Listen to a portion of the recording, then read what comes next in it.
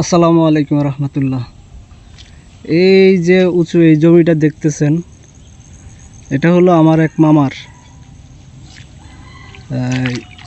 এইটা হলো আমাদের নানার বাড়ি, এইটা হলো আমাদের বাড়ি, এই পাশাপাশি বাড়ি।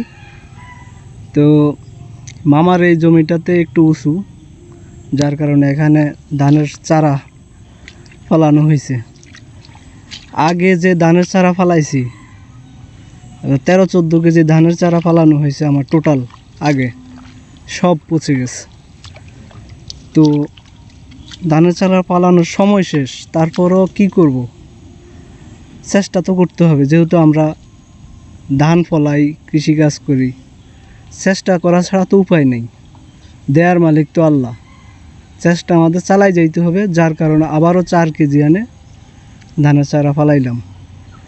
তো এই যে দেখতেছেন, এই যে অবস্থা। তারপরও বৃষ্টিতে, এই যে একটানা বৃষ্টি হচ্ছে, এখন 3 দিন যাবৎ একটানা বৃষ্টি হইতেছে। এই বৃষ্টিতে আবার গতকাল সকালবেলাও আইসা পানি সেচ দিয়ে গেছিলাম, এখন আজকে আবার আসলাম পানি সেচ দেওয়ার জন্য। তো যাই হোক, এই হলো অবস্থা। দোয়া করবেন, দোয়া করতে ভুলবেন না, কারণ আমরা ছোটোখাটো মানুষ। আমাদের জন্য যদি দোয়া না থাকে, তাইলে আল্লাহ আমাদেরকে দিতে একটু চিন্তা ভাবনা করব যে তোদের কিছু নাই আমল নামায়, কেমনে দিয়াম। এই হলো অবস্থা। তো এবারের ধানের অবস্থাও খারাপ। সামনে যে মৌসুম ধানের, আমন ধান যেটা বলে, সেটা যে কতটুকু হবে একমাত্র আল্লাহই ভালো জানে। তো দোয়া করবেন,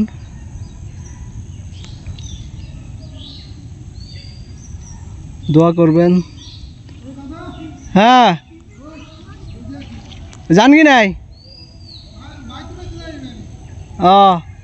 তখন কি, আচ্ছা, দোয়া করি দাদিল্লে একটা লই যান। ওই দাদা বসিবার ইয়ে করতেছে, ফালাইছে মাছ ধরার জন্য। তো মাছ উঠতেছে না। তো দাদা কইতেছে একটা পাইছি। আর আমি যদি একটা লই আন বাড়ি যাই, গত 1-1.5 ঘন্টা 2 ঘন্টা প্রায় হয়ে গেছে বাইতেছি, বসি বাইতেছি, কাজ হইতেছে না। একটা পাইছি এতক্ষণ সময় ধরে। তো এখন যদি একটা নিয়ে যায়, তোমার দাদি কইব যে তোমার লাই আনলা, আমার লাই আনলা না। দোয়া করেন যেন আপনার দাদির লাই একটা উঠে। আর কি, আচ্ছা ঠিক আছে, ভালোবাসা, খুব ভালোবাসা, এই আর কি। তো দাদা বললো যে চলে যাচ্ছি, বাইতে বাইতে মানে বাঘের যায় রাস্তাটুকু চলে যাচ্ছি।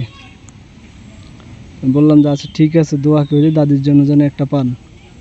তো ঠিক আছে, ধন্যবাদ, দোয়া করবেন। আল্লাহ হাফিজ।